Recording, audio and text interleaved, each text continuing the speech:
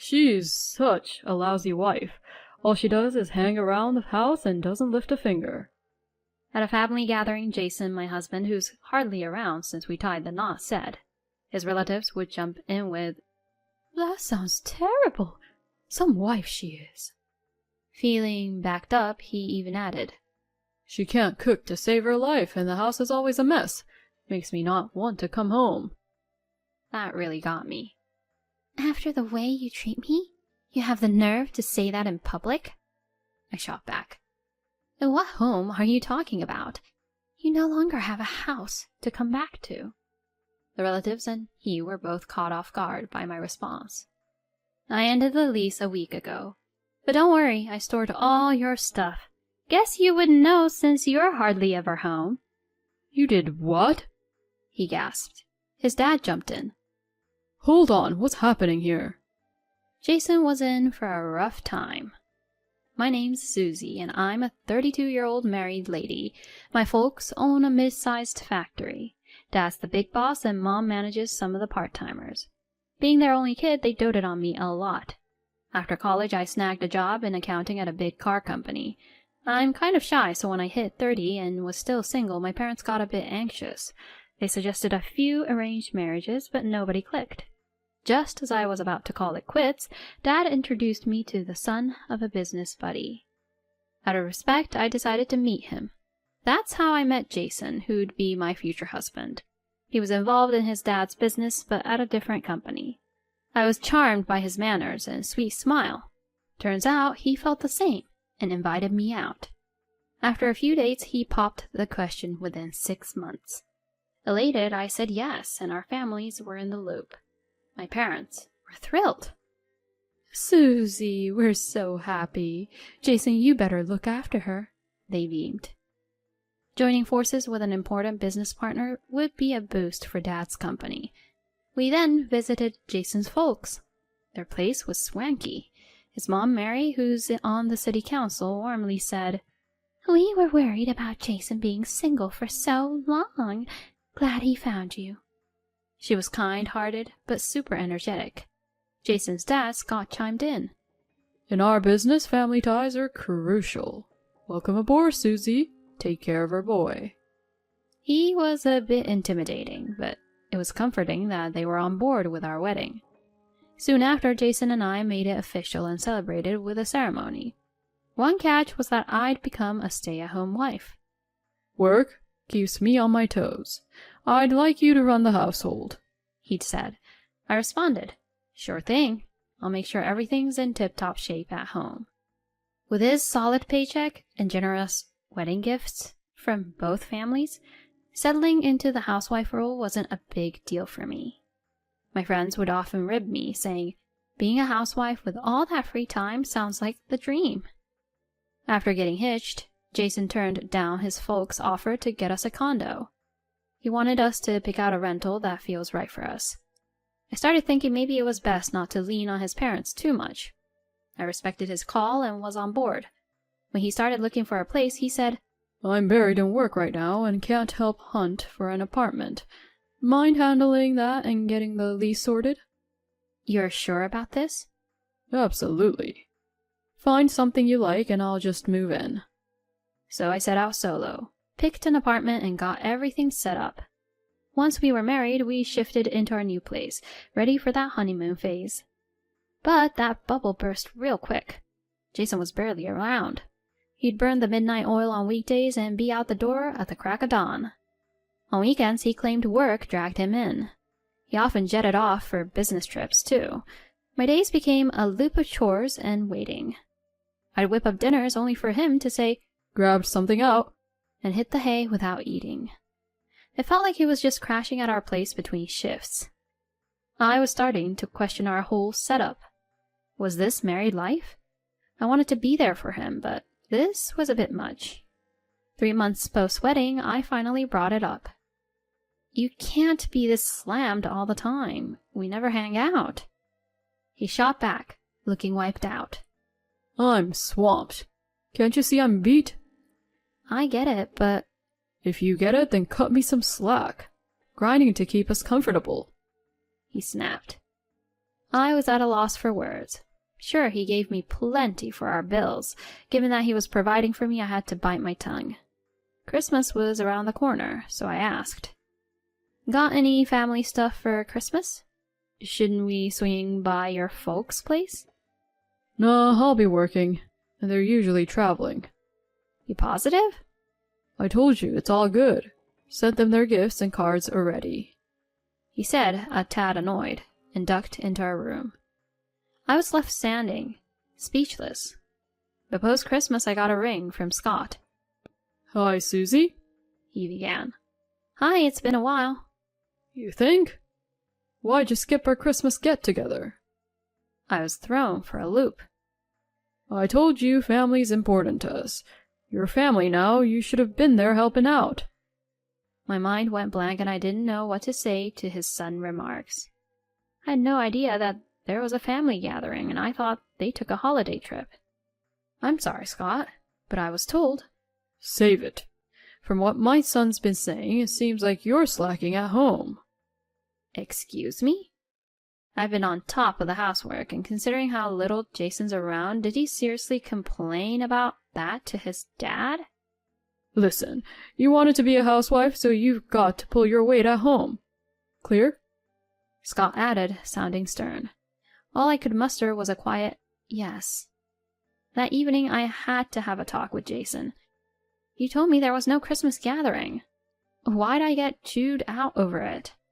Did I? Maybe you misunderstood. No, I heard you loud and clear. I would have gone if I had known. And if there was an issue with my housekeeping, you should have come to me before running to Scott. I snapped, holding back tears. He scoffed. You probably just chill at home and now you're kicking up a fuss? What? I work hard at home when you're not around. He dryly retorted. I bet you're just burning through my money. And with a cold glance, he left. After that, he became even more elusive. So elusive that he actually stopped coming back home. He was always out with just the vague work text as an excuse. His absence was suspicious. Trusting my gut that he was keeping something from me, I hired a detective using my pre-marriage savings. Thanksgiving rolled around soon. While I was handling chores, I got a call from Scott. Susie, we've got a Thanksgiving gathering. Make sure you're there. All right, I replied, then promptly called up Jason. He answered, sounding less than thrilled. Your dad mentioned a Thanksgiving thing. Oh? Don't bother showing up. Excuse me? With how you handled the house, I can't show you off. I'll go, but you should stay put. He ended the call abruptly. A few days later, there I was, outside his parents' place, hearing the lively chatter of a family event. I rang the doorbell, and a surprised Mary met me. Didn't expect to see you. I just nodded and walked in. Immediately, the room buzzed. Ah, the bride's here. Heard you're not big on housekeeping. Been a minute since we last saw you. Scott shot me a disapproving look. Jason, mingling with the family, looked floored to see me, and quickly averted his eyes. As I assisted Mary in the kitchen, I overheard Jason's conversation in the living room. How's married life, Jason? Uncle, you're looking right at it. What's that supposed to mean? She's such a lousy wife. All she does is hang around the house and doesn't lift a finger. He lamented, his voice rising. The room chimed in with their critiques, fueling Jason's complaints about my cooking and housekeeping skills. She can't cook to save her life, and the house is always a mess. Makes me not want to come home. That was it for me. Bursting into the room, I challenged. After the way you treat me, you have the nerve to say that in public? I faced Jason head on. And what home are you talking about? You no longer have a house to come back to. The relatives and he were both caught off guard by my response. Wait, what do you mean? What's this no-home talk? He asked, visibly confused. I calmly replied, I ended our lease a week ago, but don't worry, I stored all your stuff. Guess you wouldn't know since you're hardly ever home. Yep, I'd called it quits on our lease and started a life on my own. You did what? He gasped. His dad jumped in. Hold on, what's happening here? Jason, still reeling, was speechless. Facing Scott, I explained. Jason's barely been home since we got hitched. He's never even had my home-cooked meals. For months, he's been MIA. Raising an eyebrow, Scott asked, What? So where's he been all this time? I responded, He's been staying with his other woman. Whispers spread among the relatives. Visibly flustered, Jason fired back. That's a lie. I've been working late. Dare to accuse me of such a thing? Scott, seemingly taking his son's side, chimed in. He's denying it, right? Susie, why would you end the lease without discussing it, and then throw out wild accusations? Some in the room added, She's out of line, poor guy. That's when I decided to show my hand. I pulled out an envelope and shared its contents, pictures proving his affair. There he was, with another woman, clearly more than just friends. Scott took a closer look at the evidence. Holding my ground, I told Jason. I hired a PI to get these. Care to explain? As the photos scattered, he looked like he'd seen a ghost. This isn't what you think.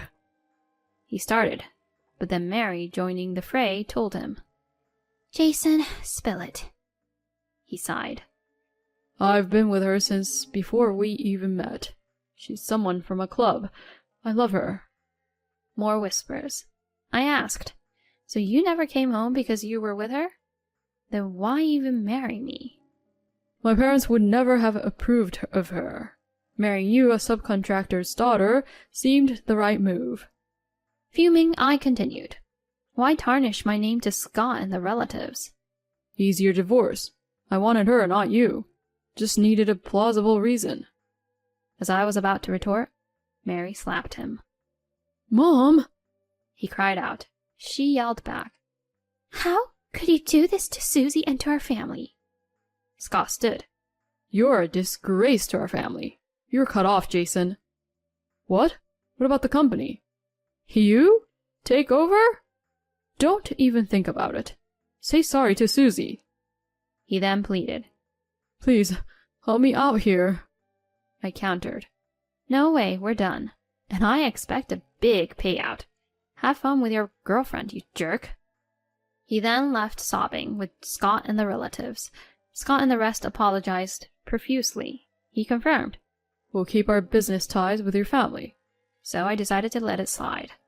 Our divorce was quick, and the alimony was generous. Scott and Mary also paid me $50,000 for the hassle. As for Jason, he was disowned, lost his job and company standing, and even got dumped by his mistress. Word is, he's now in a dingy apartment, jobless. Hearing that, I feel zero pity. It's karma. I'm back at work, financially stable thanks to the divorce, and I've got Europe in my sights. From now on, I'm living for me.